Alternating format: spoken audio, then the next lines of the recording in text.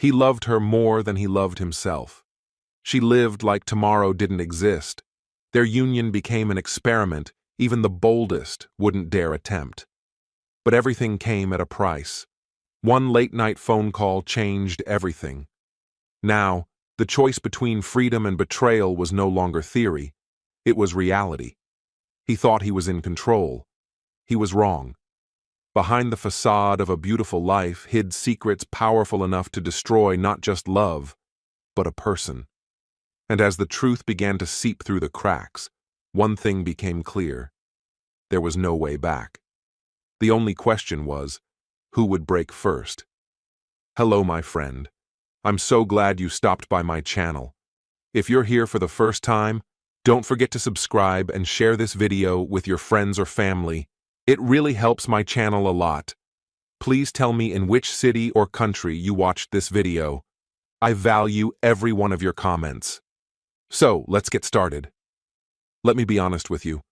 My marriage to my ex-wife didn't resemble what most people think of as a typical union. When I first met Lena, she was, without exaggeration, the most breathtaking woman I had ever laid eyes on. We crossed paths during my final year of engineering school, and for over a year, we drifted in and out of a casual relationship before I eventually asked her to marry me. Being near her felt like trying to breathe with no air. She completely consumed me. That's how powerful her presence was. I was constantly mesmerized, hanging on her every word and gesture as if she could do no wrong. In my eyes, she was close to flawless. But beneath all that admiration was a major problem I didn't want to admit. My idealized version of Lena clashed hard with the reality of who she really was. When I proposed, she turned me down without hesitation. That rejection was all the clarity I needed to stop fantasizing about a life with her. Sure, we still crossed paths from time to time, but I let go of the idea of a future together. Still, people like Lena aren't easy to erase. They stick with you like an echo in your mind, even when you'd give anything to silence it. She's the kind of memory that clings, like a stubborn craving. Think of it the way some people can't function without 2 coffees every morning. 1 cup gets you through the day, but 2? That extra shot of something good. That's how Lena felt to me. Even a sliver of time with her was better than none, and definitely better than being with someone else. I just needed that bit of her to feel right again. If you've ever been hooked on something irrational, you know the feeling. It's not rooted in logic. It doesn't have to be. It just is. The trouble was, Lena didn't want anything resembling stability or permanence. She was the person I yearned for, but also the one I knew could tear me apart. Here's the strange part. Lena truly believed she wasn't wired for monogamy. I know, it sounds ridiculous. I thought so too. But she was, and remains, fully convinced that committing to one partner would suffocate her. It took me a long time to accept that she was dead serious. At one point, I genuinely wondered if something was wrong with her mentally. Her attitude went against everything I believed a serious relationship should be. So I kept dating, still chasing that elusive idea of a perfect partner. Over the next 2 years, I went out with several women who seemed promising. At least 5 looked like they had potential, but each story ended for different reasons. A couple of them were too intense right from the start. One was already talking about baby names and picking out furniture after just one dinner. It was overwhelming, and I made graceful exits every time. I'm not a fan of unnecessary drama, unless it serves a purpose in the long run. Then there were the women who made it clear from the beginning they didn't see marriage in their future. I stuck around for a while, enjoyed their company, and then moved on when it was time. One woman stood out in particular. She eventually decided to become an Episcopal priest. Her spiritual awakening came out of nowhere, but hey, everyone's entitled to pursue their calling.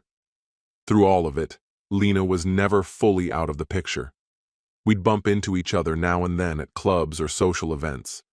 Like me, she cycled through short relationships one after another.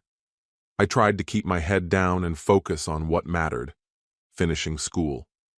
I graduated with honors and landed a solid job in Seattle. but soon enough, ambition lured me away once more. I'll get into that another time. What matters now is that after 2 years, I found myself back in Seattle, back at the same job. Oddly, it felt like I'd never left, even though everything had shifted. I hadn't returned home even once during those 2 years. Life was chaotic, and Lena and I hadn't spoken or seen each other at all. When she said no to my proposal, I understood it for what it was. I wasn't going to keep chasing someone who didn't want the same future. Instead, I made a decision. I'd become a standout in my field, earn a great living, and, if I got lucky, find someone who could truly make me happy. That was the vision. But life rarely plays out how we plan. A few months after moving back, I stopped by a stylish downtown bar on a Friday evening. It was the kind of place where people paid more just to be seen there. I didn't mind. My small apartment was only a short walk away, and I figured I might meet someone new and interesting. And then I saw her, Lena. She came over and started chatting, asking how life had been. I gave her a quick overview, skipping over the messy or complicated bits. She listened intently, clearly absorbing every word. A part of me wondered if she saw me as someone who still hadn't figured it out. Then, just a few nights later, I got a call. It was Lena, asking if she could come by. I was stunned that she still had my number after nearly 3 years. I'd kept the same number even through a move to Canada, mainly because American phone plans were cheaper. In that moment, I thought, why not? What did I really have to lose? I invited her over. With barely any time to spare, I grabbed a bottle of wine and rushed through a quick cleanup of the kitchen and living room. My apartment wasn't big, so getting it into shape didn't take long. I started the dishwasher just as the chime of the doorbell echoed through the place. When I opened the door, there she was, absolutely stunning. "Hey, Dylan," Lena greeted, her voice soft and familiar.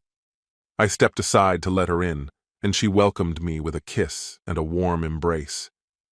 We poured glasses of wine and settled in, talking with the kind of ease that made it feel like no time had passed. Still, I couldn't help but wonder, what brought her here out of the blue? Why now? Lena was never the impulsive type. She planned meticulously, always 3 steps ahead, with fallback strategies lined up in case anything went sideways. Was I now one of those backup options? Was she just walking away from another man who hadn't caught on yet that things were over? It didn't take long, after a bit of small talk and her signature mix of charm and subtle probing, for her to get to the point. She said she wanted to start seeing each other again. Specifically, she wanted to date me. I was taken off guard. What had shifted in her mind to suddenly view me as relationship material? If I hadn't been right for her before, what had changed to put me back in consideration? I hadn't undergone any dramatic transformation over the past 2 years, so something within her must have clicked. What that shift was, she didn't say. And to be honest, I didn't push for an answer. I simply agreed.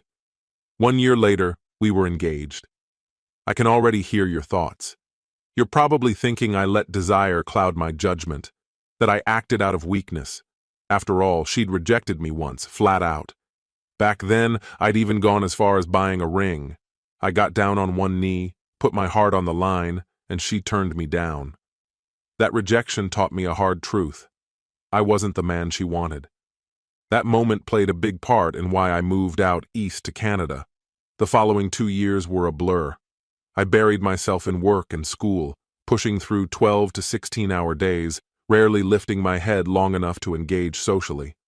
My focus was singular: become exceptional in my field and extract every ounce of value from my time at the top-tier university I'd worked so hard to get into.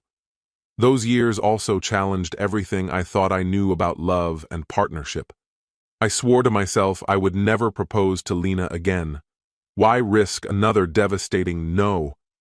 It felt like the emotional equivalent of Charlie Brown lining up to kick the football, only to have Lucy yank it away once more. Except this time, Lena was the one asking for another chance, and unsurprisingly, she didn't go about it in any conventional way. Lena had always been something of a riddle. She said she loved me, and wanted to be with me again. But there were terms, specific conditions that served her unique outlook. She knew how much power she held over me. After turning me down before, maybe I should have walked away that night and left the past where it belonged. I should have said, "No thanks, Lena." But I didn't. When it came to her, I was defenseless, and she understood that all too well. Picture it. The one woman who completely captivated me, standing in front of me again, asking to come back into my life, even though I knew she might break me all over again. You already know what I said. But this time, things were different. We had an actual, honest conversation about what a relationship between us would look like. Eventually, we reached an agreement. One I accepted hesitantly, hoping it might give us both what we needed to make it work. That's when we decided on an open marriage. In theory, it sounded simple. We could each pursue relationships outside the marriage, as long as we respected certain boundaries. We created rules, lines neither of us was supposed to cross. There were guidelines about who we could be with, what activities were allowed, and how much time we could spend with others. Despite all of that, I truly believed we were each other's home base. I prayed she felt the same. We knew we had to set everything down clearly, define how we'd manage this unusual dynamic. Deep in my gut, I realized that if I refused the arrangement, Lena would eventually vanish from my life again, and the ache of losing her might haunt me forever. At the same time, I feared that agreeing might invite a different kind of pain. The constant tension twisted in my stomach like a knot. I understood that I'd need to keep my emotions in check. Jealousy, possessiveness, any sign of insecurity could doom us. If I let those feelings take over, I'd push her away. Saying yes to an open marriage felt like offering a recovering addict just enough of a fix to keep from spiraling. If this setup allowed Lena to breathe while still staying close, maybe it would stop her from feeling boxed in. Whether this decision was a stroke of insight or a massive misstep, I couldn't say. But it was the only path forward I could see. My connection to Lena defied logic. You could argue that what I felt was unconditional love.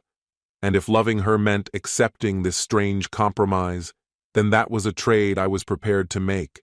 I know some of you might think I'm naive, or worse. Maybe you're right. What kind of man agrees to share his wife with other people and calls that love? But I want you to understand, this wasn't a careless whim. We had deep, hard conversations about what this would mean. We didn't dive in blindly. We talked specifics. We would only get involved with people we trusted, and we laid out boundaries about where, when, and how often we'd see them.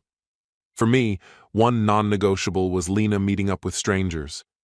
It made my blood run cold just thinking about it. Too many risks, too much that could go wrong. And that fear, it never really went away. We understood early on that building trust was essential, and we needed to cautiously explore the boundaries of our relationship. One of our first and firmest rules was simple. No outside partners were ever to step foot inside the home we shared. We laid out a clear and consistent schedule for spending time together, pledging that outside relationships would never be allowed to disrupt our commitment. Part of our arrangement limited extramarital encounters to once a month at most.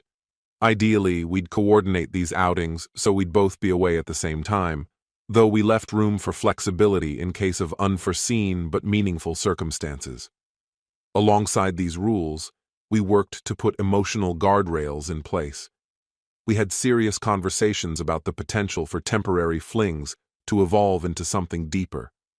I told Lena, as kindly as I could, that if she ever began to fall in love with someone else, she owed it to both of us to tell me. If her affection for me could be displaced so easily, maybe our marriage had never had the foundation we thought it did.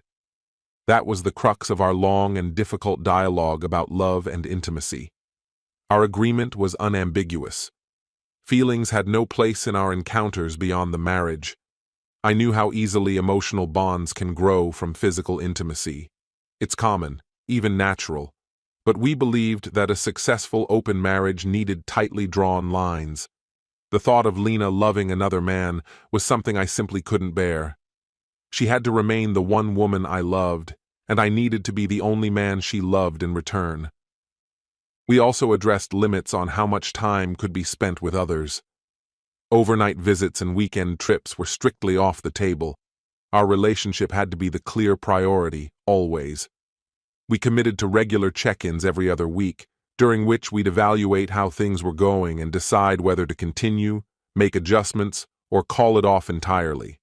These check-ins weren't supposed to replace or intrude upon our date nights. They were meant to be low-key, easy conversations, something like a Sunday afternoon chat. Honesty was our most important rule, especially when it came to difficult emotions like jealousy, which we both knew had the power to unravel everything. Emotions aren't something you can simply shut off, and we were well aware of the fragility of the balance we were trying to maintain. We were committed to keeping jealousy from contaminating what we'd built. On paper, it may sound clinical or even depressing, but we were genuinely trying to make it work. And for the first 2 years, it actually did. Lena felt fulfilled, and I did too. As life grew busier, we naturally adapted to the fact that our lives now included separate spaces alongside the one we shared. Without much need for discussion, we fell into a steady rhythm. Lena had a regular rotation of partners, while I dated 2 different women before settling into something more consistent with one. Still, Lena and I remained deeply involved in our shared life, family trips, weekends, hobbies, all the things that had always connected us. One of my personal passions is cycling. I race in amateur competitions across Washington and Oregon. I'm not a top finisher, but making the top 10 feels like a personal win. I own 2 bikes, a Trek Road model and my primary ride, a Rocky Mountain Growler I picked up for just under $1,000. It's a fantastic bike that fits my needs perfectly. I don't entertain any dreams of joining the pros or making it to the Tour de France. I ride for the love of it and the fitness it brings. On days when I can't cycle, I substitute with a run or a gym session. Meanwhile, my parents recently entered retirement. My dad, who worked as an engineer, did especially well for himself by getting into tech investments early. Now he and my mom spend their days exploring North America in a large trailer they bought once they stopped working.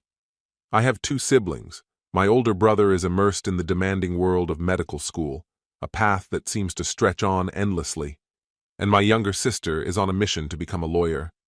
She loves to joke that she's going to sue our brother one day, though he never laughs.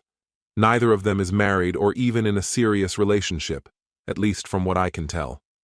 As for me, I pursued mechanical engineering at Washington State University for my undergraduate degree. I've always had a fascination with how things work and a strong sense of responsibility about the environmental impact of engineering. Later, I decided to deepen my expertise with a master's degree in the same field. I attended a university in Eastern Canada, one recognized for its outstanding engineering program.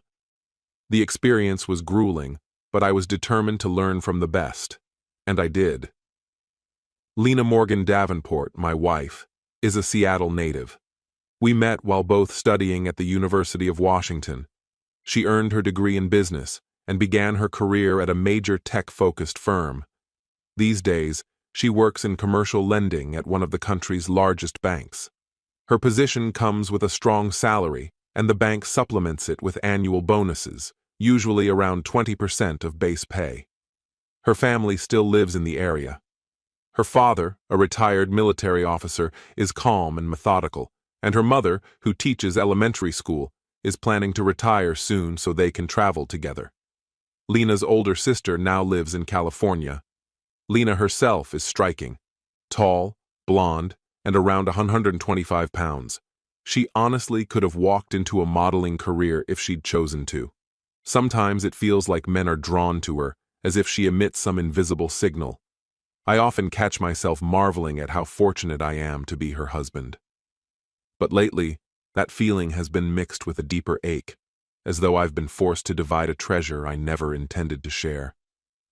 Exactly 2 years into our marriage, the sharp ping of a phone notification startled me out of sleep. I had the sinking feeling that I needed to check my phone. Something deep down told me it mattered.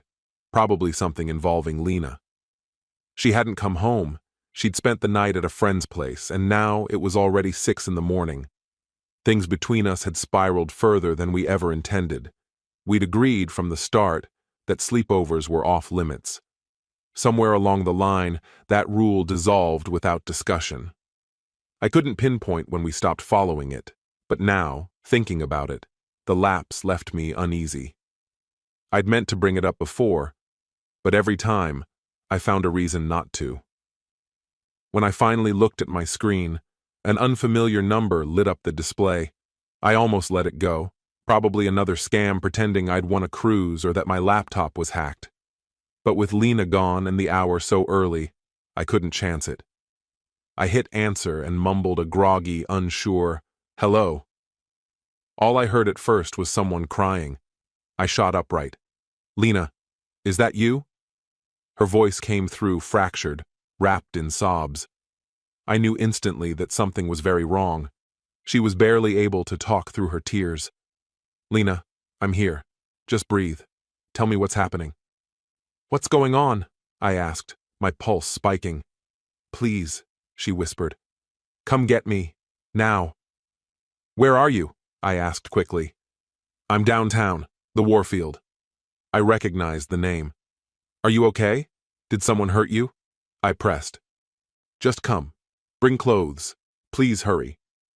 She gave me a room number and hung up before I could say more. I didn't hesitate.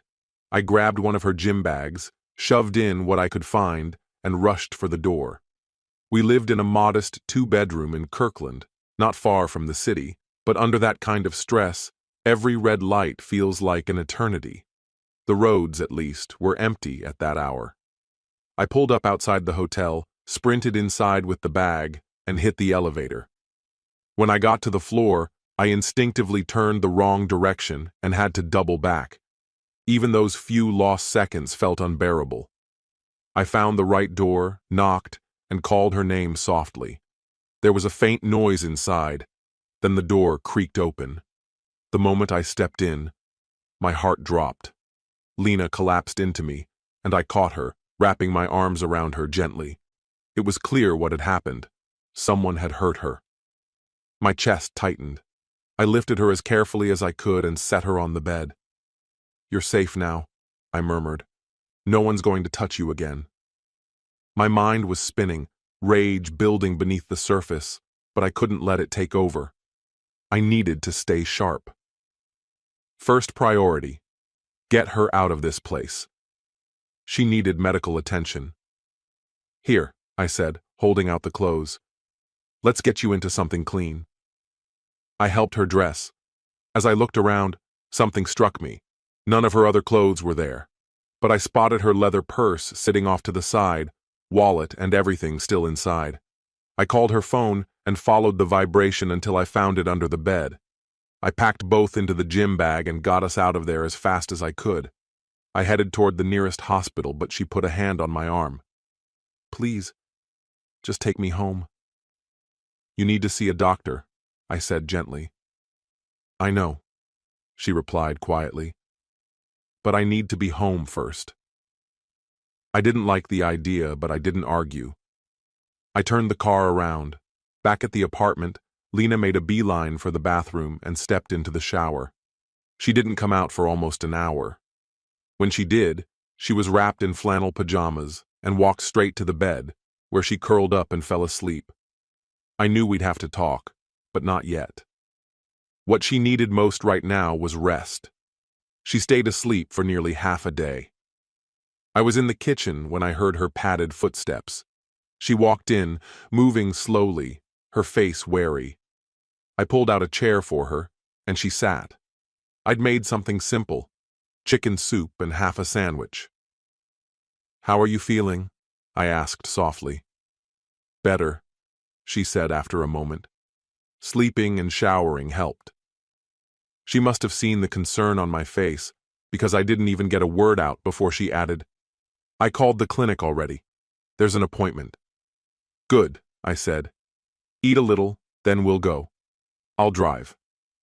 She hesitated, not in protest, more from exhaustion, but she nodded. I'd already spoken to the nurse that morning, told her what had happened, what Lena might need. As Lena pushed the spoon through her soup, I could tell she still wasn't ready to confront it all. But she didn't object. Within half an hour we were in the car, just minutes from the clinic. When I'd called, I hadn't softened the truth. I needed them to be prepared. Right now, all I cared about was making sure Lena got the care she needed. That was step one. Step two would be finding out who had been in that hotel room with her, and making absolutely sure they never came near her again. When the doctor came out after the exam, her expression said everything before she spoke. "What happened to your wife?" she asked, her voice low but firm. She didn't wait for me to say anything before continuing. "I'm calling the police," she said firmly. I exhaled slowly and nodded. "Please, she won't allow me to."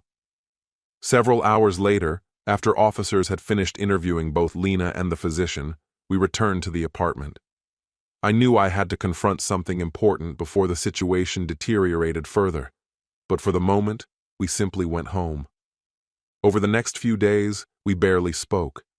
I could tell Lena was clinging to the hope that time alone would erase everything. She seemed to believe that if we just waited it out, the whole ordeal would vanish on its own. But life didn't grant her that luxury. 3 weeks passed. Lena had gone back to work after 2. I had taken a short break from my own job but eventually returned. At home, though, the silence between us felt suffocating, the distance impossible to ignore. I realized I couldn't avoid the inevitable any longer. So on Friday night, after we finished eating, I poured Lena a glass of wine and said softly, "We need to talk." Her expression immediately changed, anxious, uncertain. I took my seat at the table and gestured for her to join me. It might have come off as formal, but that was deliberate. This wasn't a casual conversation. This was the kind of dialogue that can redirect the course of a relationship. "Lena," I started, "I'm genuinely worried about you. I'm scared that something serious might happen. This isn't what we agreed on when we chose to open our marriage. Your decisions haven't felt safe. I'm afraid you're putting yourself in danger." I told her I wanted her to stop seeing other men. I didn't say it directly, but there was an unspoken ultimatum behind my words. What had shifted inside me was simple. I could no longer stand by silently as she sabotaged herself. My frustration was close to boiling over, and my body started to tremble. I got up and paced the room. Eventually, I forced myself to calm down and sat back down across from her. "This whole thing has left me on edge," I said. "What you did, it wasn't just reckless. It was dangerous. What were you thinking?" Lena stared at the tabletop, her shoulders quivering. "Dylan. I thought he was okay," she whispered. "We'd met before. This was the second time we met at a hotel. He always seemed decent." I tightened my jaw. "So that makes it okay to ignore every agreement we made when we got married? Did those boundaries suddenly mean nothing to you?" It was painfully clear. She had broken the rules. "You didn't give me the usual notice. You skipped every checkpoint we set. How can I possibly trust you now? What am I even supposed to believe?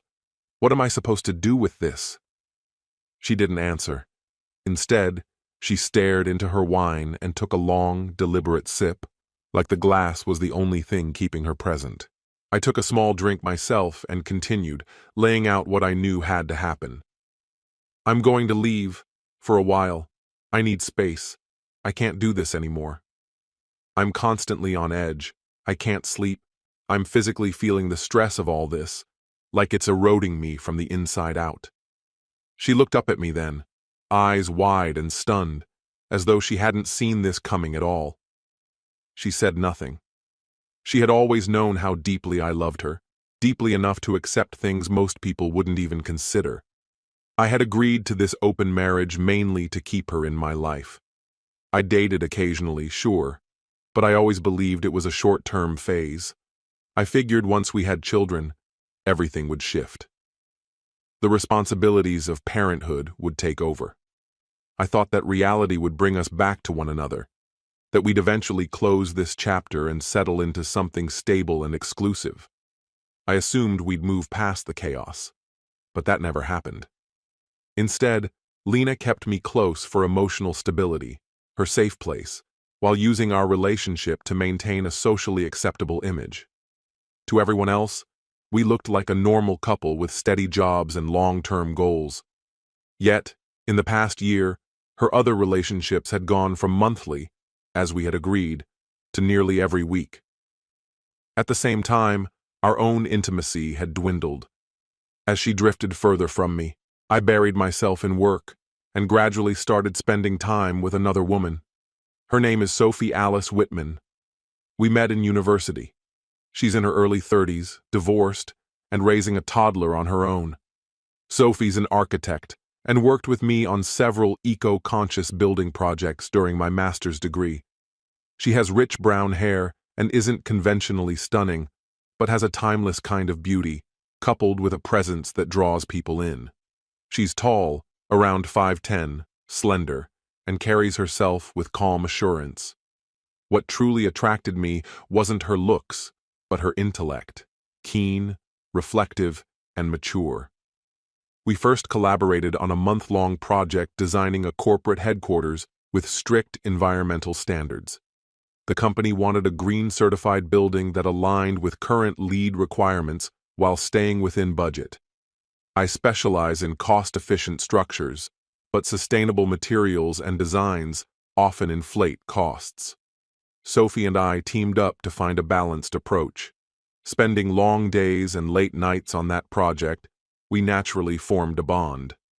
Eventually, our connection became more than just professional. A casual, physical relationship grew out of our friendship. We confided in each other about our personal lives. I even suggested that Lena meet Sophie, hoping the two of them might talk, clear the air, and foster some kind of understanding. I never kept secrets. Maybe that sounds strange to you, maybe it even seems unhinged, but it's simply how things were. This was our reality.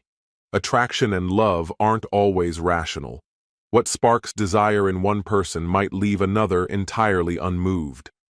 One man might be drawn to tall women, another to someone more petite. Some people are fascinated by slender frames, while others are mesmerized by fuller figures. Human attraction isn't uniform, and it certainly isn't fixed. That inconsistency, that ever-shifting nature of desire, is a big part of why so many marriages collapse. If we could always find total fulfillment in a partner, divorce wouldn't be so common. I know a guy, a close friend, a couple of years older than me. He's about 5'9", lean, maybe 150 pounds soaking wet. He's head over heels for his wife. She's his height, curvy in a way that turns heads, beautiful, magnetic, undeniably stunning. Together, they've raised 4 kids and built something real and lasting. I won't pretend I'm not envious. He found what most people only dream about. That kind of connection was what I believed I had with Sophie. There was a gravitational pull between us that gave me the grounding I always searched for. That relationship felt secure, the opposite of what I had with Lena. Lena lived for the chase, for new experiences. I, on the other hand, have always longed for constancy. Maybe you're thinking, why would any sane man stay with a woman who's openly seeking other lovers? Believe me, I've asked myself that question more times than I can count, and every time I come back to the same answer. Maybe I was emotionally blind when it came to her. Even though we said the words, "I love you," something inside Lena always held back. A part of her remained distant, unreachable, and that, more than anything, is what broke me. What happened at the Seattle hotel changed everything. It was a wake-up call, a turning point. The arrangement we had, it had reached its limit. It was time for Lena to decide. Either commit fully to our marriage or accept that it was over. Deep down, I already knew our open relationship had run its course. I wanted to build a family. And with that came the reality that our current lifestyle couldn't continue. We needed to wipe the slate clean. I needed clarity and the space to find it. That Friday evening, over dinner, I told her I was stepping away for a little while. There wasn't an argument, no dramatic pleading. I needed time and distance, time to understand what I truly needed, for myself and for whatever future we still had. Her expression twisted, pained. "Don't leave, Dylan," she said, her voice cracking. "I'll change. I swear I'll stick to our boundaries." But I didn't believe her. "Lena, I don't think you even remember what our boundaries are anymore. You've crossed them again and again. Those rules we set together when we chose to keep the door open, but still protect each other." I took a slow drink from my beer, letting the silence stretch. "Don't tell me nothing happened." I wasn't naive. I'd seen the bruises. Some of them were still fresh. Lena stared into her wine, unable to meet my eyes. She didn't argue. Her silence told me everything. Maybe she disagreed, maybe not. But she knew I was right. I stood my ground. "I'm leaving, Lena. I can't keep sitting here watching this slow collapse. I won't participate in it anymore. You have to figure out what it is you truly want. If this marriage still matters to you, then real change needs to happen, immediately. Otherwise, this is the end." That was the line I drew, and when she kept her gaze fixed on the table, when she still wouldn't look up, I knew. She wasn't going to change. Not for me, not for what we had. The silence between us thickened, suffocating. When she wouldn't meet my eyes, I finally saw the truth. I wasn't the one she wanted anymore. I stood, pushed back from the table, and went to the bedroom. I started packing. Just a week's worth. Enough time to figure out if anything remained worth salvaging. Lena stayed where she was, watching, quiet. I filled my suitcase, then grabbed my gym bag and laptop. From the hall closet, I took a few extra things. My bike and helmet were in the garage. It didn't take long to secure everything onto the rack. I drive a Subaru Crosstrek, a compact SUV that fits me. It's dependable, roomy, perfect for my lifestyle. The bike rack fits easily into the hitch, no hassle. That car has never let me down. Loading up was quick. I backed out of the driveway slowly. Lena didn't follow. She stayed behind, still seated in our apartment. And as I pulled away, I felt it. This wasn't just me stepping out for a break. I was leaving the life we built. I was likely leaving my marriage. And Lena? She let me go. She had it all. A partner who stayed, who tried, who forgave more than he should have. And she let that go. I was Dylan, loyal to a fault, willing to compromise in ways I shouldn't have. But she was the one who asked for an open marriage. She was the one who broke it. And she knew exactly what she'd done. Why can't I just be satisfied with one man who genuinely cares for me? Why do I need the thrill, like it's something I can't live without? I wish this high could last forever. So what now? Dylan says I should talk to a therapist. Maybe he's not wrong. A few weeks back, he stepped in when I got tangled up with a man who turned out to be dangerous, violent even. That chapter's closed for good. I wouldn't dare go near someone like that again. Dylan probably lost his mind when he found out I met that guy at a hotel. I never saw it blowing up the way it did, but that's just it. I never stop to think before I act. Maybe I do need therapy, or maybe I've already gone too far to turn back. At this point, fixing my marriage seems impossible. Making amends with Dylan? Probably just as hopeless. Right after everything unraveled, I crashed at a friend's place for a while. Their guest room started to feel more like a cage than a refuge. I hit my limit, mentally, emotionally, physically. So I called into work, took a couple of weeks off, threw together some hiking gear, and headed out to the hills beyond the city. I needed a reset, a way to purge the chaos and exhaust my body enough to still my mind. After several days of hiking and being alone with my thoughts, I finally started facing some hard truths, especially about Lena. On the fourth night, I pulled out a notebook and began to write. You'd think someone who works in tech would prefer a tablet or phone, But no, this time it had to be ink on paper. Again and again, my mind returned to the same painful question. How do I let go of the woman I married? When I stood at the altar with Lena, I told myself that even if I could only have 90% of her, it would be worth enduring the ache for the rest. I thought that a strong connection, though incomplete, was still better than nothing. I'm starting to question that logic. The part of her that always felt out of reach is now eroding the part I used to have. It sounds irrational, but it's the truth. These days, I'm lucky to get even a sliver of her focus. She cancels plans, forgets conversations, always somewhere else. And I know exactly what somewhere else really means. She still wears the label of wife, but that's all it is now, a formality. I've become an errand in her life, a chore she occasionally remembers to deal with. Spending 5 days pedaling through forest trails, 80 miles of roots, climbs, and silence shifts everything. By the end of it, even your deepest convictions start to feel less solid. Out there, away from it all, I made choices. Real ones. I went off-grid completely. No phone, no email, no contact. I stayed in a worn-down motel on the edge of the hills. The TV barely worked, and there was no Wi-Fi. My thoughts finally cleared. My body found its rhythm again. When the week ended, I biked back to town, rented a car, and returned with only a notebook filled with raw honesty. Inside those pages was a roadmap, a survival strategy for what was coming next. Once I was home, I stuck to the basics, sorting through my things, cleaning equipment. I stood under a steaming shower with a cold beer in hand, letting it all sink in. It was time to act on what I'd realized. Sophie, I tried to reach Dylan last week. Called his office, but they said he was on leave and didn't share where he went. I left a voicemail on his phone, too. I've always known about his open marriage. I was aware his wife had other partners, and I understood that Dylan wasn't entirely at peace with it.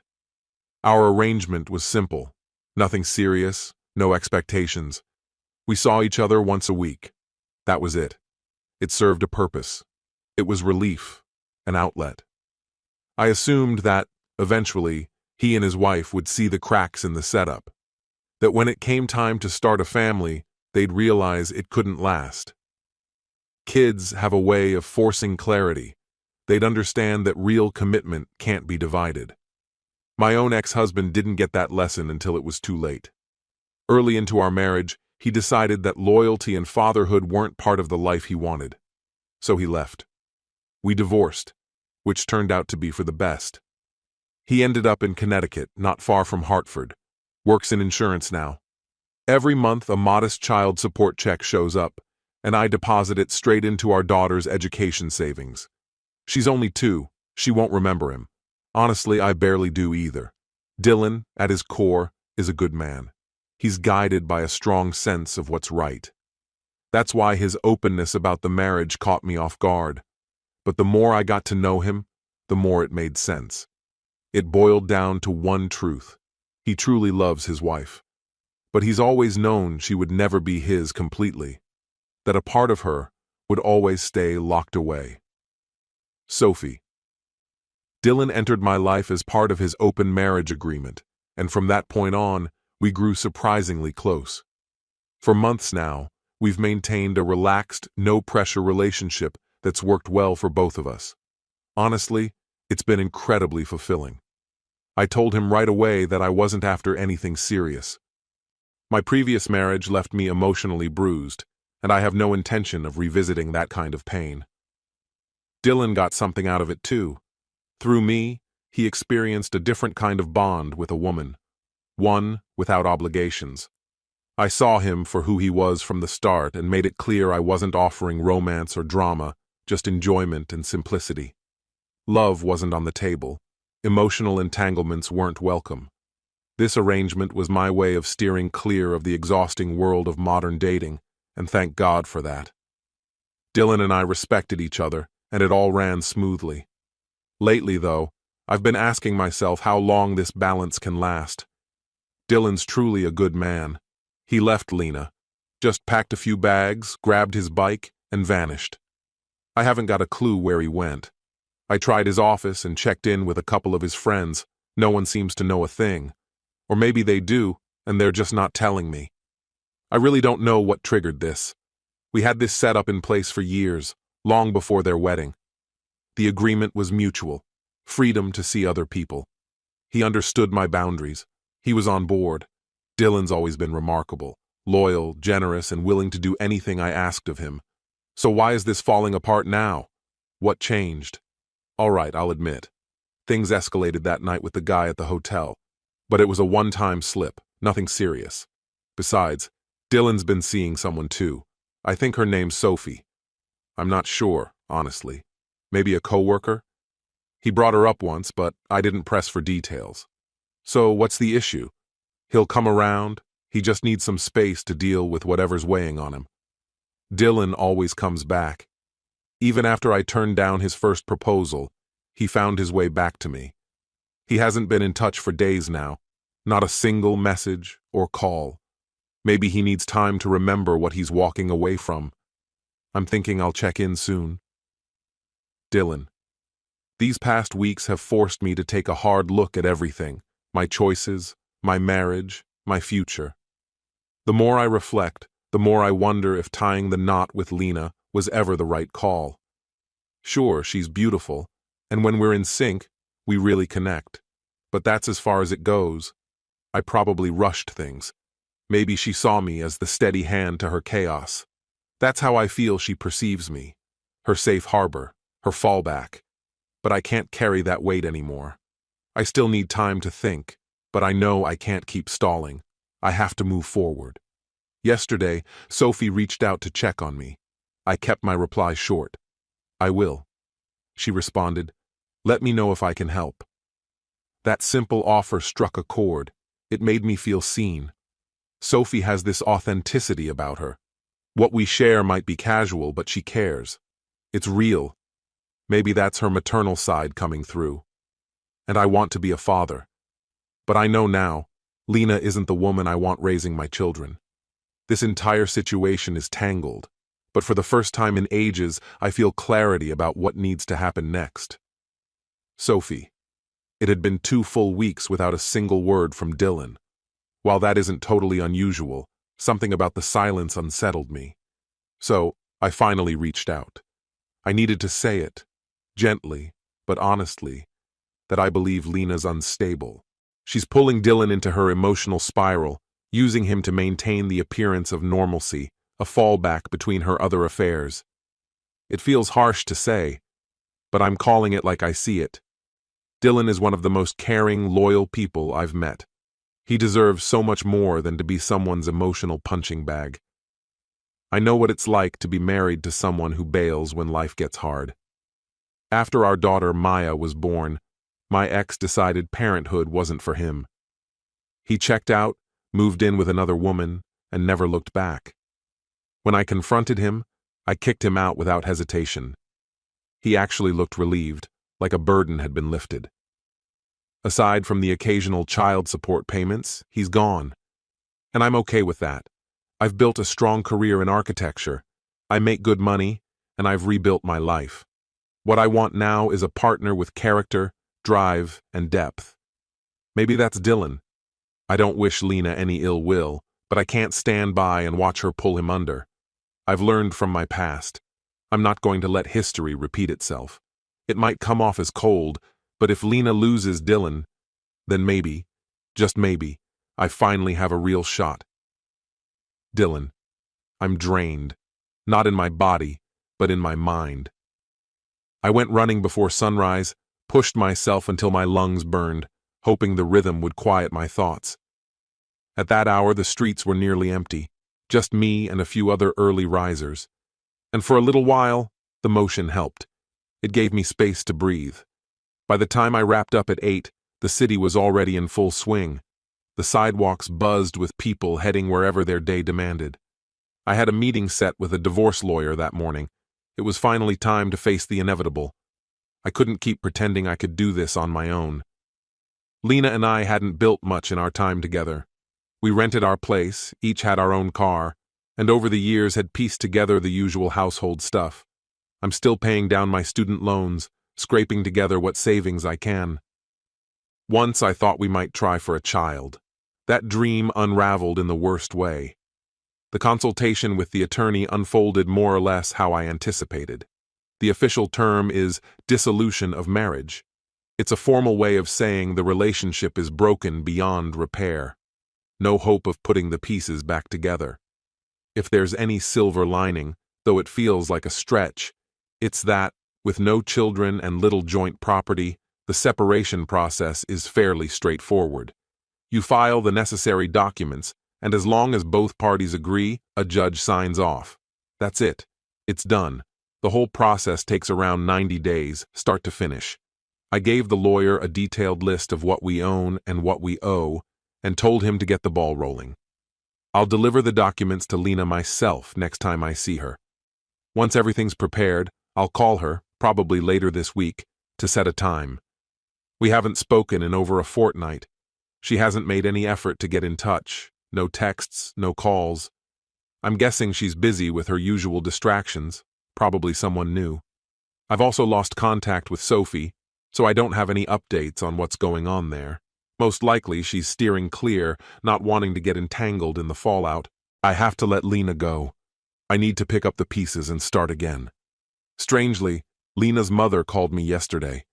She said she hadn't been able to reach her daughter in weeks. When I mentioned I'd moved out, there was a long silence. She didn't say anything at first. Then, after what felt like forever, she quietly asked, "Dylan, what's going on?" I didn't get into specifics. I told her vaguely that Lena and I were having some issues and thought a break might help. Her mom's not clueless. She knows her daughter well. She was aware of Lena's patterns and probably hoped marriage might help her turn a corner. Then, carefully, she asked, "Dylan, is she still seeing other men?" She didn't dance around it. I hesitated, unsure how much truth to share. I told her things had gotten out of hand, that I couldn't keep living in chaos. Lena either won't change or can't. I've tried, but I can't reach her anymore. For my own sanity, I had to walk away. She was quiet for a while, then said, "I'm so sorry, Dylan. I understand. You have to take care of yourself. If there's anything I can do, for either of you, just say the word." Then the call ended. On Lena's side, I imagine she's thinking she should call me but can't bring herself to do it. She probably assumes I'm furious. Maybe she thinks it's safer to just keep her distance. I can picture her pacing that apartment thinking, "I need out of here. I'm going nuts just waiting for him to call." I doubt she has a plan. Apparently her mom confronted her, let her have it, called her out, demanded answers, asked how she could do this to me. But what could Lena really say? She wasn't going to spill everything. She admitted to making some bad choices and left it at that. Then her phone rang. My name lit up the screen. Is he finally coming back? "Dylan?" she said, voice small. "It's me," I replied. "We should talk. When are you free?" "I'm free any time," she answered too quickly. "Tonight works. I can cancel my plans." Damn, she thought. Why'd I say that? "What time's good for you?" she asked again. "I'll be back around 6, I told her. "Any time after that." I hung up. No goodbye, no warmth. My voice was drained, maybe even cold. She made it home just before I did. I called from the car. "Don't you still have a key?" she asked as she answered. "I wanted to make sure you were alone," I said. Perfect, she thought. Now he assumes I've already got someone here. Just what I needed. "Come in, Dylan," she said, stepping aside as I walked into the kitchen. "Hungry? Want something to eat?" she offered. "When did you start cooking?" I asked, the words out before I could stop them. "Sorry, that was unnecessary. You didn't deserve that." He always carried himself with a quiet grace. Even now, he was clinging to some last bit of dignity, like someone who didn't belong in this world anymore. That's it. He's a knight, out of place and out of time. "Got a beer or a Coke in the fridge?" he asked. The fridge he used to call his own. And suddenly, it struck me. This isn't his home anymore. He doesn't feel like he belongs here. He's just passing through. A visitor. I felt the pain settle deep in my stomach. This conversation, it's not going to end well. I shuffled into the kitchen, not expecting much, and swung the refrigerator door open. It was practically barren. Since Dylan had moved out, I hadn't bothered to cook or stock groceries. Tucked behind some forgotten containers, I spotted a lone bottle of beer. After nudging a few things aside, I managed to grab it. From the cupboard, I pulled out a glass and carried both into the other room. "Appreciate it," he murmured as I handed him the bottle. Dylan eased himself into one of the chairs at the table and placed a thick envelope down in front of him. He unscrewed the cap and took a sip directly from the bottle, leaving the glass unused. I didn't say anything, just waited, pulse quickening. I sat down across from him, tension curling in my gut. "How have you been?" I asked, voice thin. "Thanks for coming." He inclined his head slightly. "I've been doing a lot of thinking, Lena, about the two of us, about everything we've been through."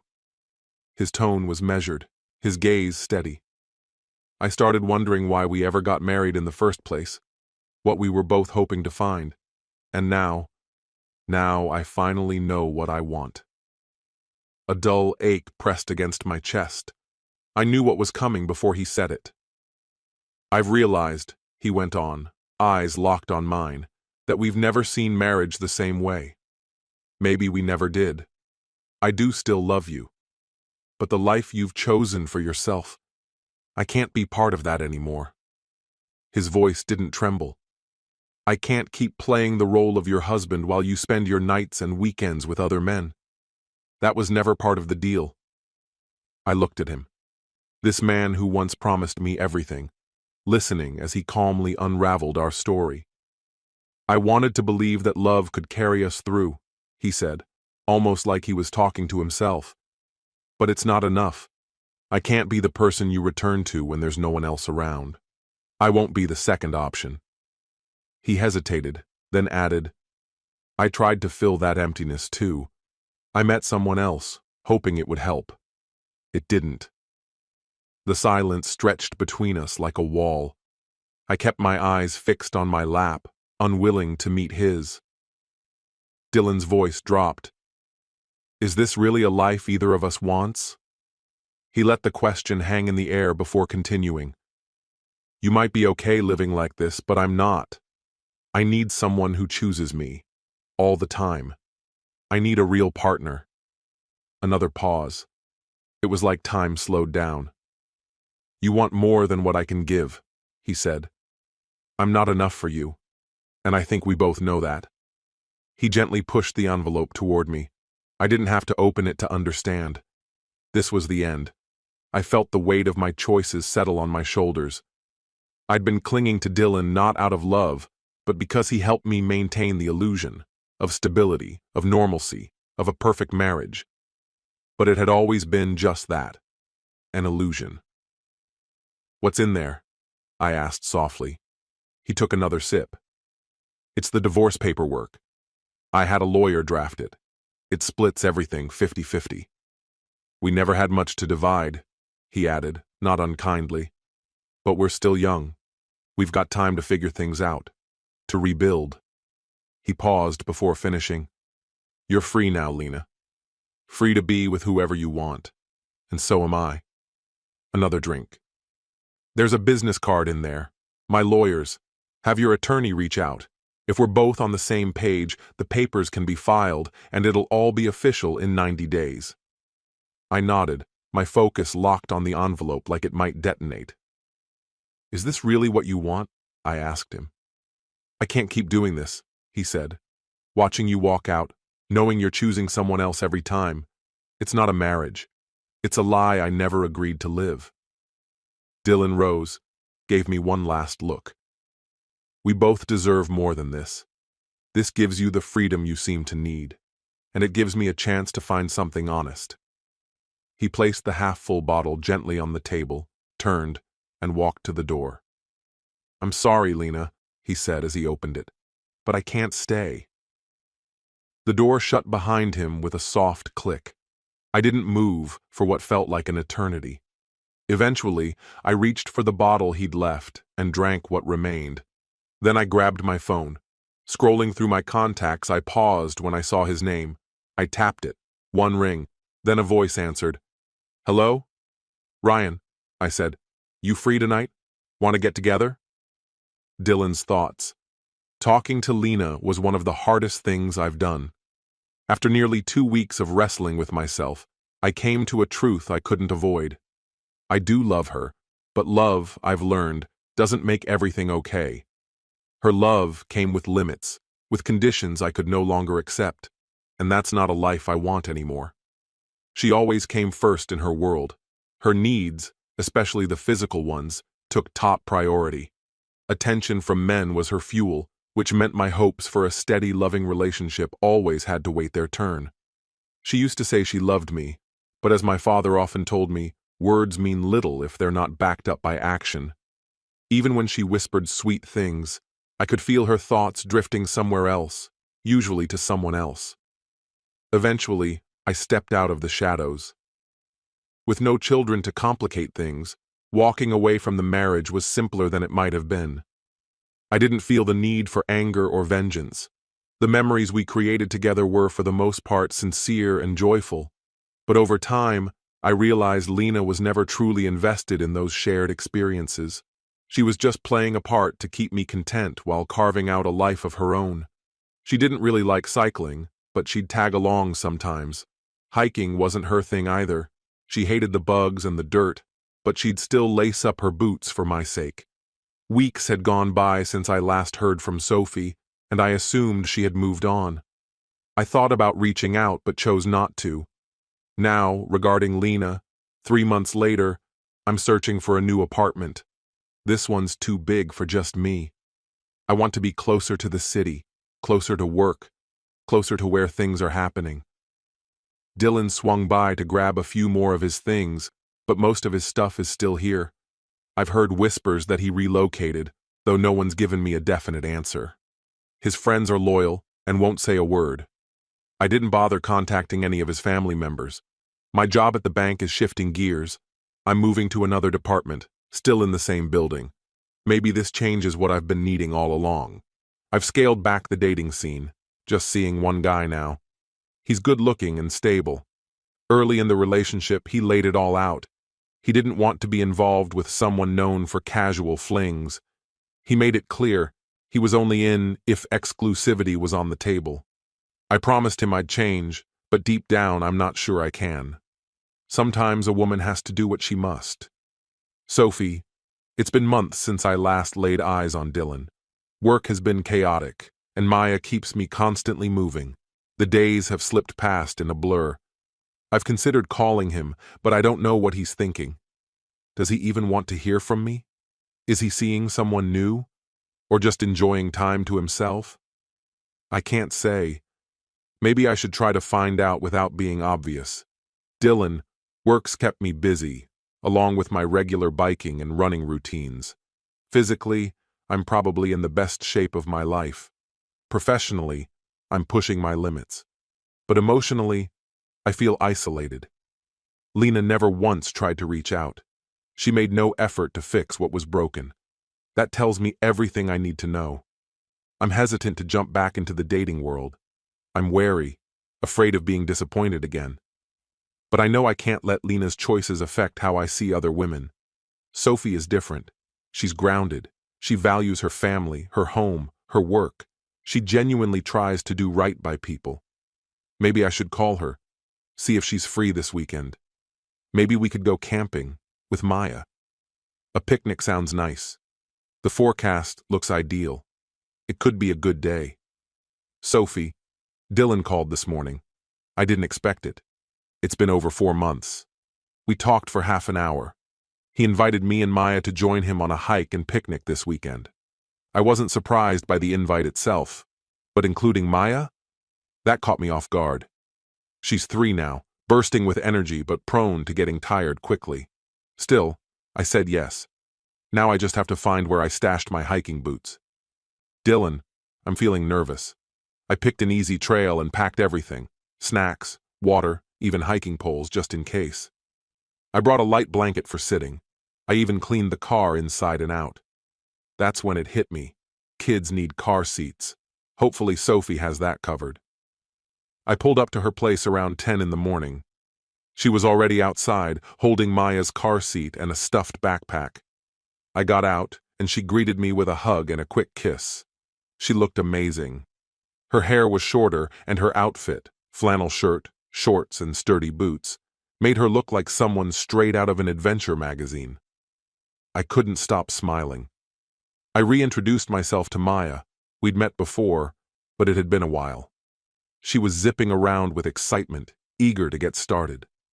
I strapped in the car seat, loaded up the trunk, and we hit the road.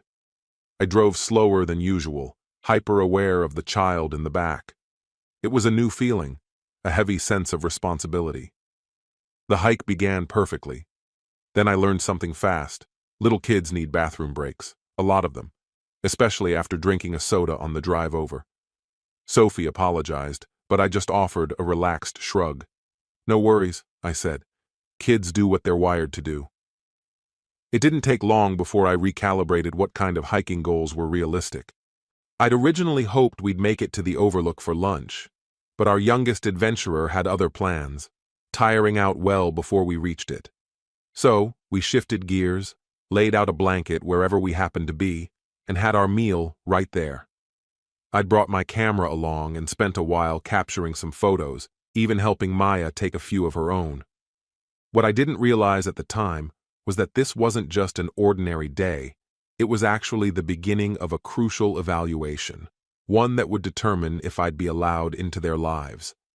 It was the first phase of a long process, where both evaluators needed to give their silent approval. That process would extend across many months, each moment filled with trials and subtle benchmarks. Later, back at Sophie's place, she offered for me to stay for dinner. I hesitated. Before I could formulate a response, she added gently, "Of course, if you've got something else. No pressure." I stumbled through a few half-thoughts before finally saying, "Actually, I'd like that. I can't think of anywhere else I'd rather be." "Thanks," I added, this time with more certainty. "I'd love to join you for dinner." As soon as we stepped inside, I kicked off my boots at the door. Maya immediately grabbed my hand and pulled me down the hallway, brimming with excitement.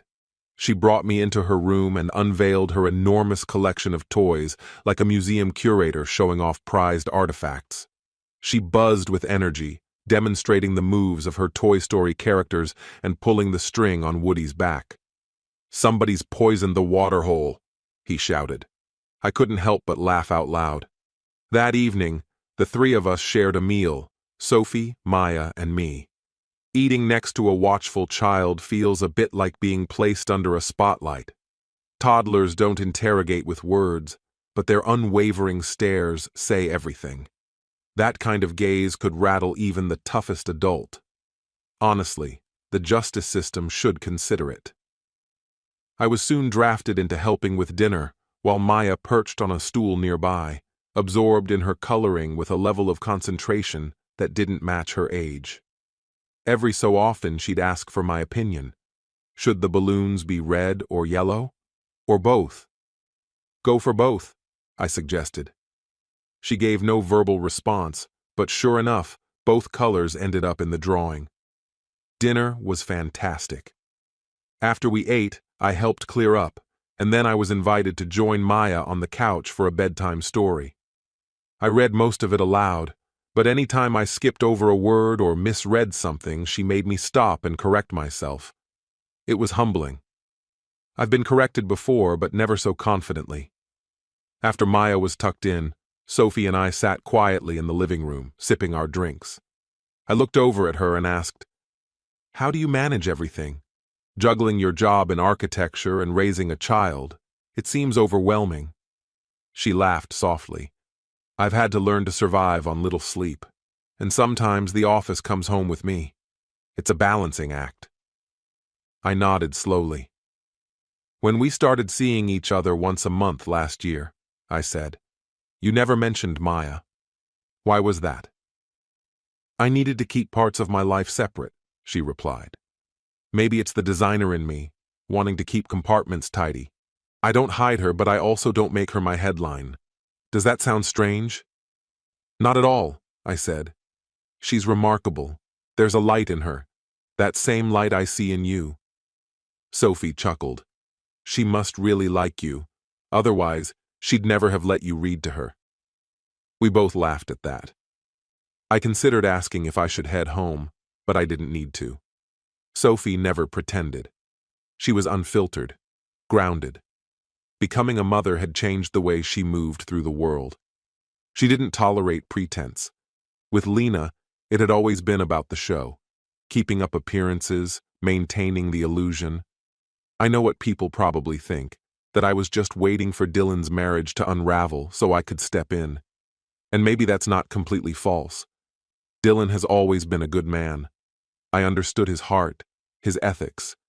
I knew he'd come to see things clearly, but it had to be in his own time. Pressuring him would have only pushed him away. So I waited. I let life play out. Eventually, it did. His wife was a slow-motion catastrophe. She couldn't or wouldn't see what was right in front of her. She didn't recognize the rare kind of man she had, one who loved her deeply and with unwavering loyalty. He was so desperate to keep her that he agreed to share her. He let her convince him that an open marriage was sustainable, that she could carry on with multiple affairs and still preserve their foundation. It was absurd. She wasn't invested, not really. Her choices made that clear. When I first crossed paths with Dylan, I'd just come through my own divorce. My daughter had barely started kindergarten, and I was working long hours just to keep our lives stable. Romance wasn't on my radar. I didn't want dates, declarations, or anything heavy. But I was still human, still craved touch, still wanted connection. When Dylan eventually opened up about his situation, I was stunned at first. Honestly, what average man would genuinely be okay with his wife sharing a bed with other men? At first, I couldn't understand it either. But after a heartfelt conversation with him about their relationship, he explained that he was genuinely committed to giving their non-traditional arrangement a real shot. He even confided in me that he hoped, over time, Lena might grow out of her attraction to others so they could eventually settle into a conventional life. His dream was to start a family, to have children of his own. That's what led to our friends with benefits arrangement. As I spent more time around Dylan, it became clearer how deeply he loved, how much he had to offer someone ready to receive it. He had poured that love into Lena, but she didn't want it. So, I took the time to truly understand Dylan, to watch quietly and learn who he was and what he longed for. I always had the sense that Lena would eventually wreck what they had, and she did. I chose not to interfere, letting him process things on his own and find clarity at his own pace. That patience turned out to be the right call. Eventually, Lena's impulsive choices caught up with her, and she pushed Dylan too far. Even love, as vast as it can be, has its limits, especially within a marriage. I was stunned by her delusion, convinced Dylan would keep tolerating her behavior indefinitely. Did she even consider how things might end? Dylan realized the truth faster than I expected. He never talked much about what happened that night at the hotel, but word got to me through a coincidence. A colleague of mine happened to know the man involved in what became an assault. Lena's recklessness and her inability to value what she had may have been the final push that opened a door for me. Dylan is a kind, stable, family-oriented man, and that's always been his core. My daughter, Maya, took to him quickly. She adores spending time with him. Every visit comes with a new toy or thoughtful gift. I haven't seen fresh flowers in my house this often in years, not since Dylan became a part of my life. I'm proceeding carefully. After all, I've already been through one divorce and I know how easily things can fall apart.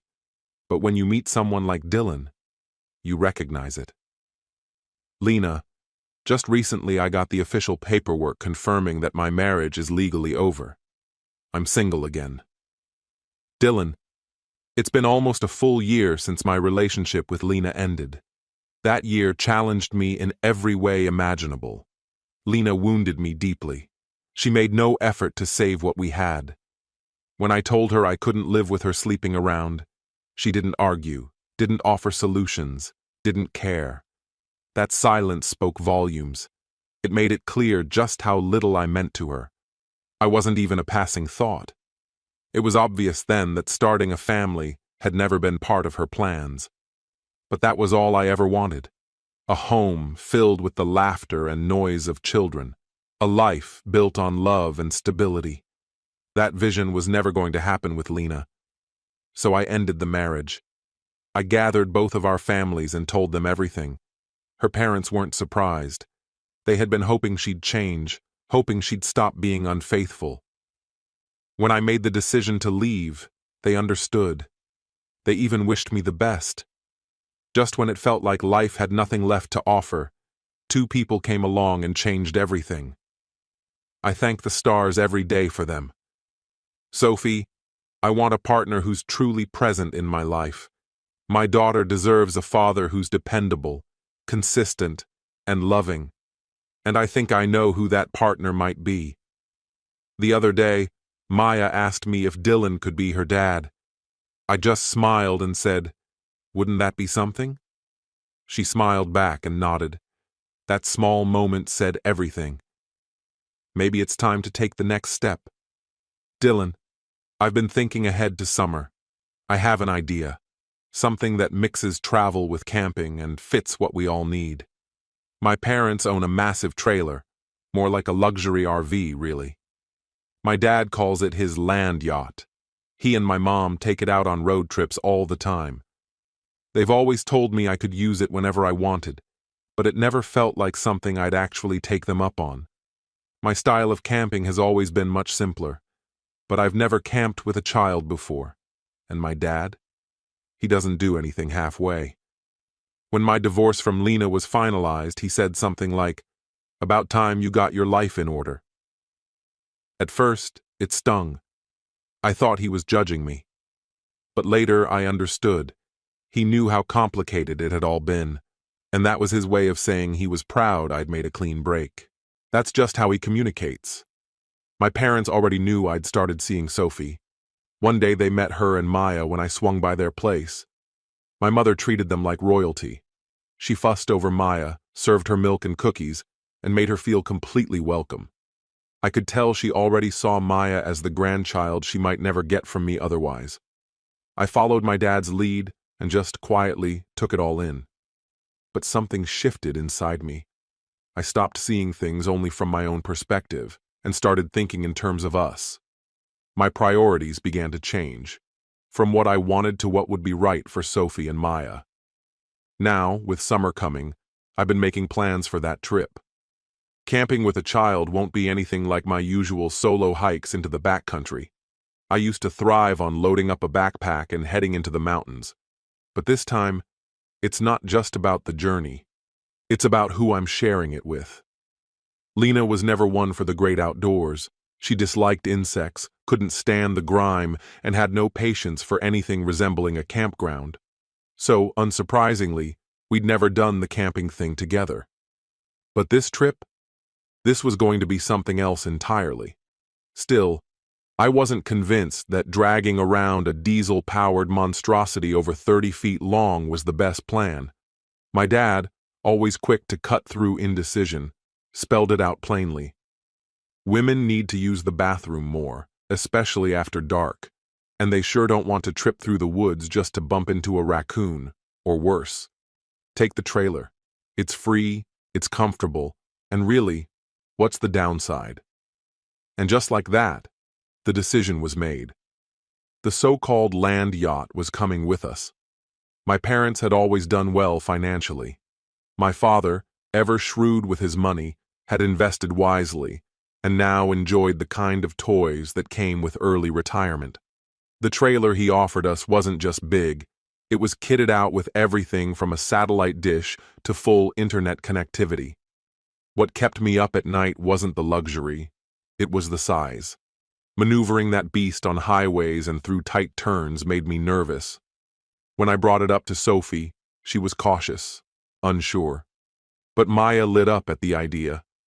We drove out to my parents' place to check it out, and Dad took great pride in giving the grand tour.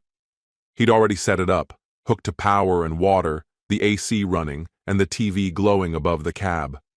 Mom, being Mom, had baked a batch of cookies just for Maya.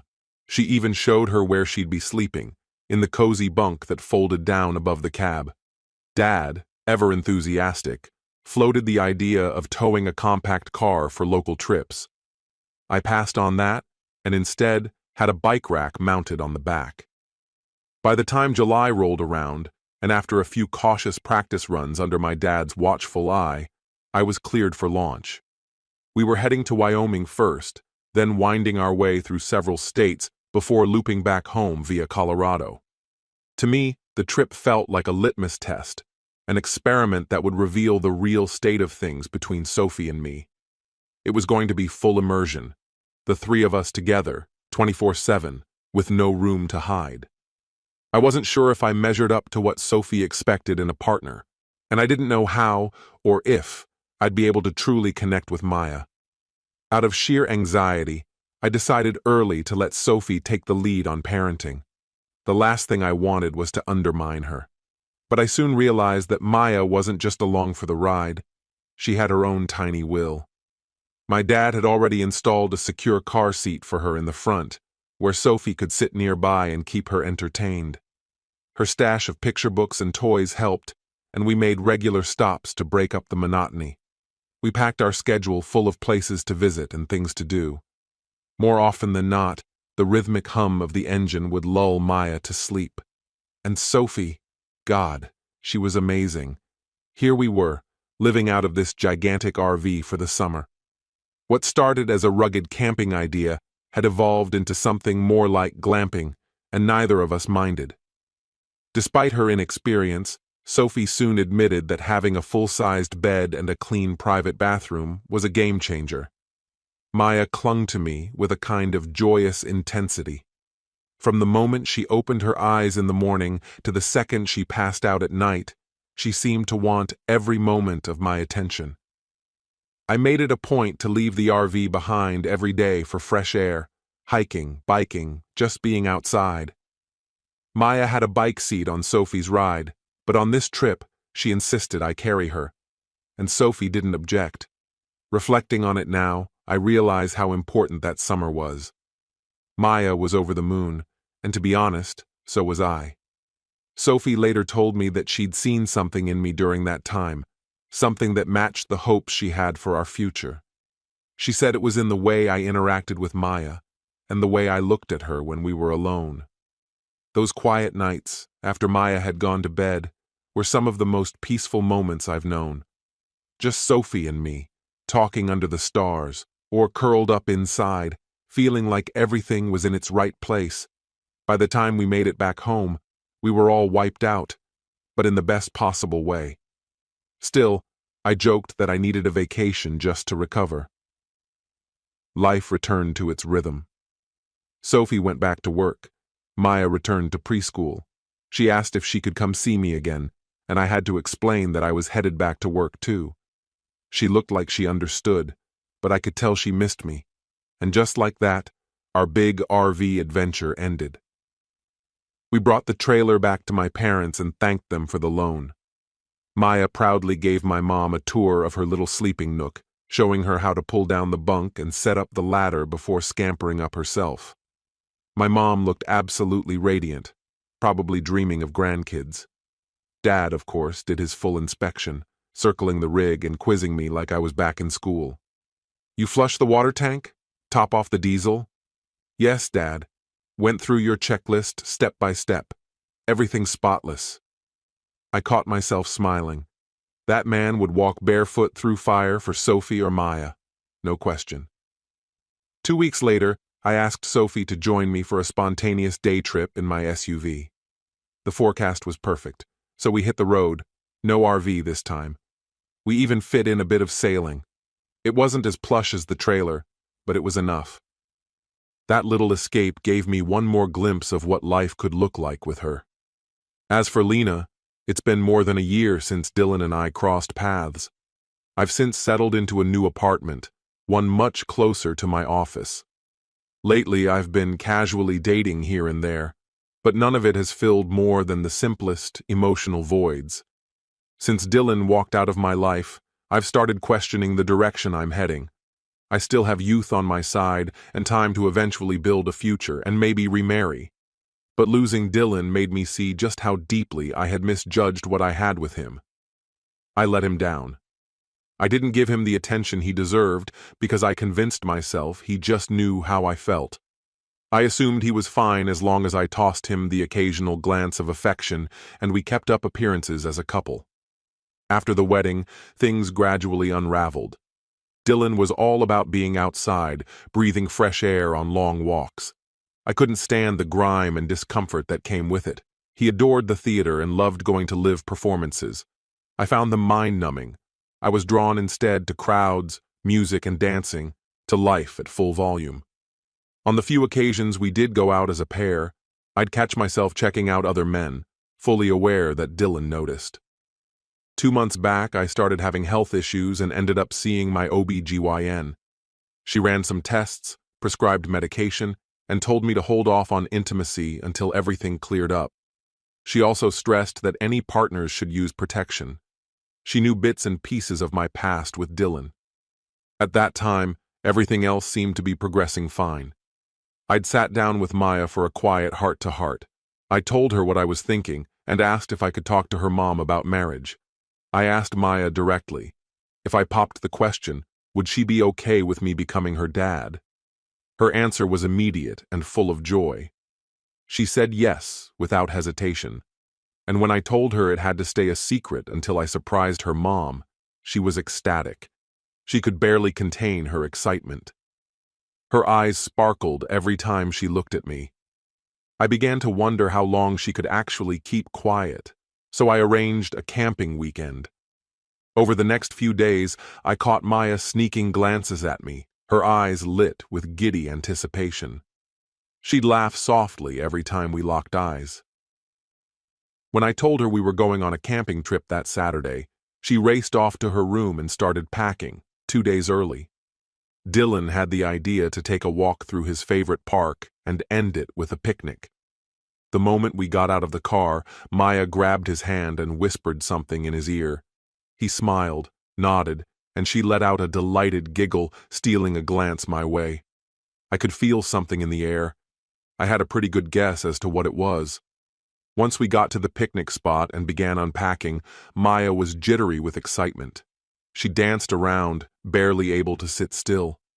Dylan looked over at her and said, "Think now's the right time?" Her smile nearly burst off her face as she nodded. I knew exactly what was happening. Dylan reached into his backpack and pulled out a tiny box. My breath caught in my throat. He was actually going through with it.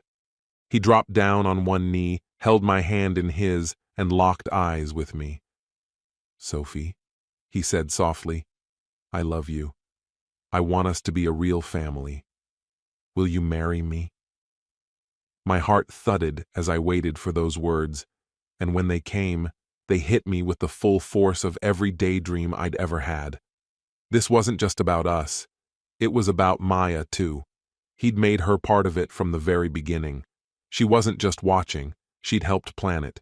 She wanted him as a father as much as I wanted him as a husband, and he wanted me as his wife. That proposal had lived in my imagination ever since the camping trip on his parents' land yacht. That's when I knew he was the one I wanted beside me for life, and the one I hoped would help raise Maya and the baby I was carrying. My answer was yes. Dylan stood, kissed me, and Maya launched into our arms, hugging us both tightly. Later, Dylan confessed, "I wanted to surprise Sophie, but it was she who really surprised me." My yes had floored him with happiness. Everything finally felt right. But then Maya stepped forward suddenly. After the emotional whirlwind, the kissing, the hugging, her beaming declaration that she'd start calling him Daddy, I was about to suggest we pack up and go share the big news with my parents, but Maya interrupted. "I have a surprise too," she grinned. She reached into her pocket and handed Dylan a small white plastic object. "Congrats, Dad," she said, smiling. Dylan looked at it, puzzled at first. The tiny screen showed two clear blue lines. He stared at it for a few seconds, trying to process what it meant. Then his eyes grew wide, and his jaw dropped. He turned to me. I nodded. "It's true," I said. "I'm 5 weeks pregnant."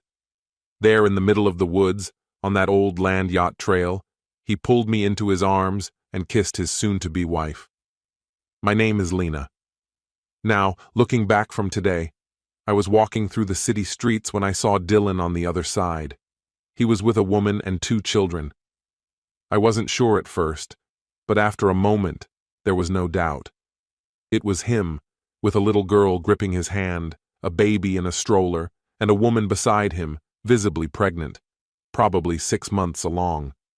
They were laughing together. The girl looked maybe 4 or 5. Watching them, something inside me twisted and ached. That could have been my life, if only I hadn't been so careless, so blind. Instead, I've been drifting through a haze of fleeting connections and lonely nights. I had to face a bitter realization. He found happiness, and it wasn't with me. That's karma for you, Dylan.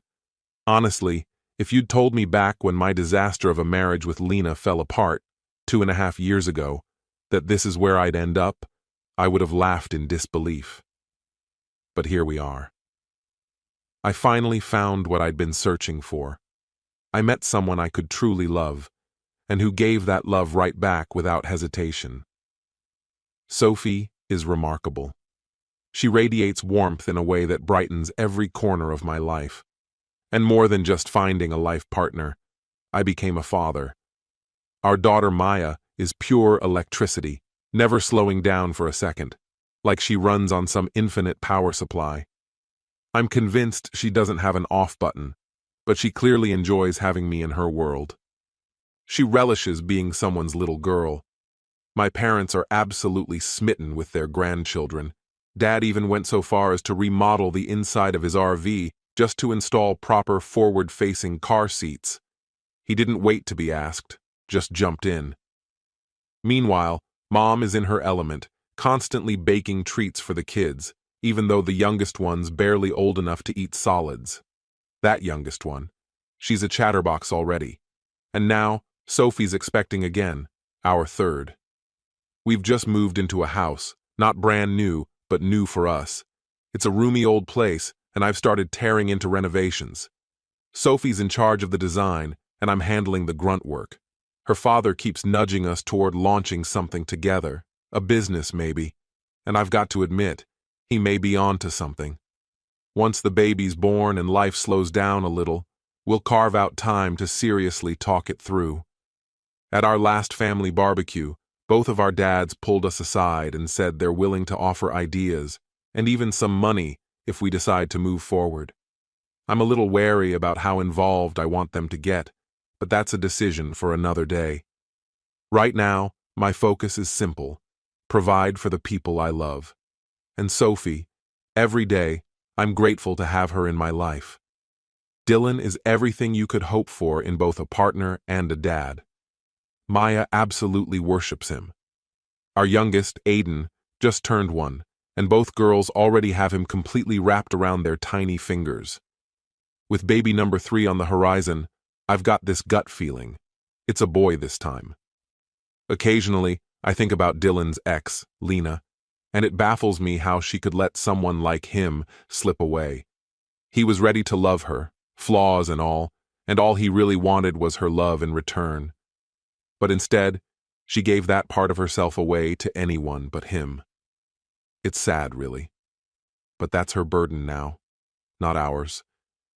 I've got a home to nurture, a family to pour myself into, and a future to keep building. You have to guard the people and the love that truly matter with everything you've got. This story has come to an end. What's your opinion? Share it in the comments, my friend. And if you like this story, check out other exciting videos on my channel. I'll say goodbye until the next video. See you.